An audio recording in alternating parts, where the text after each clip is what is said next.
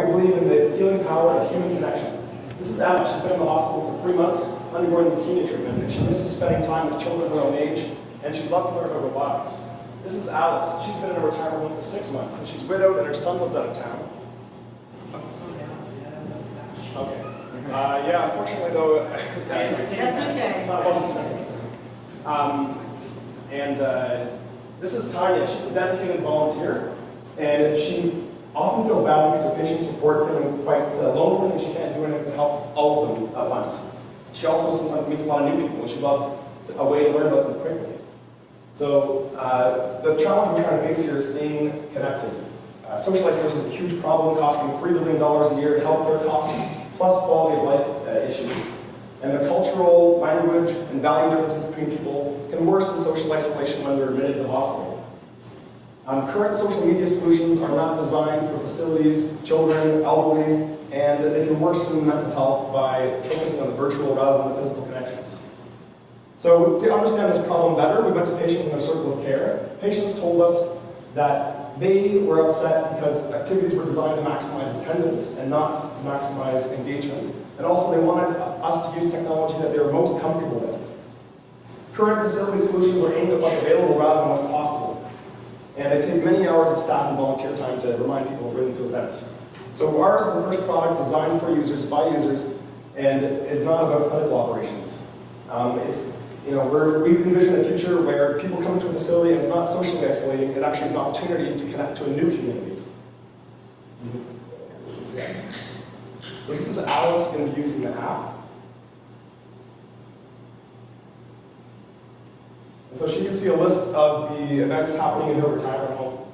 She can notify them of her interests, like classic movies, bingo, and languages. She can see where the events are,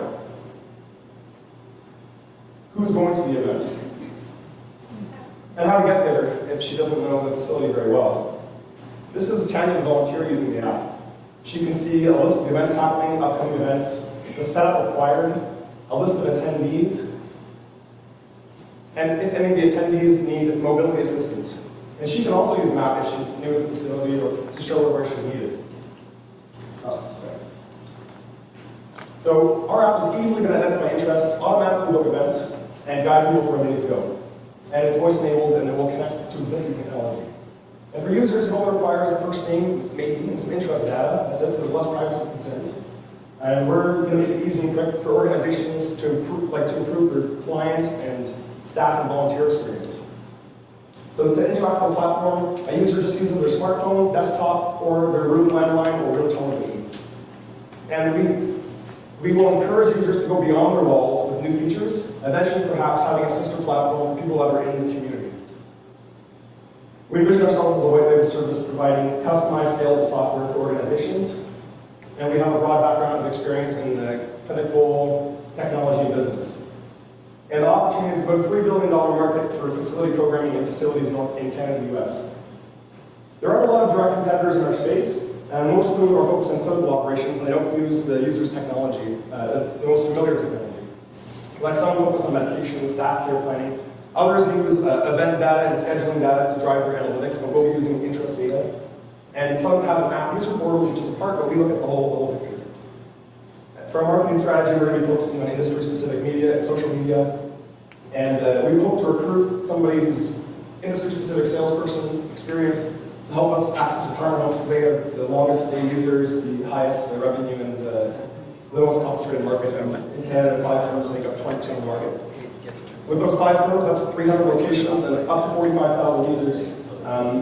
With our research, we know that they're already looking for innovative solutions. So our roadmap will be testing the product in the hospital with co-development with patients and family councils, and then implementing in a retirement home. And we envision ourselves as a tiered service offering customized enterprise support. With your help, we'll grow quickly.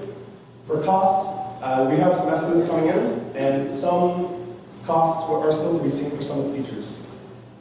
But we're already applying within the week for funding, and our goal is to have a product ready by October. So with your help, we'll make this future of connecting people possible. Thank you.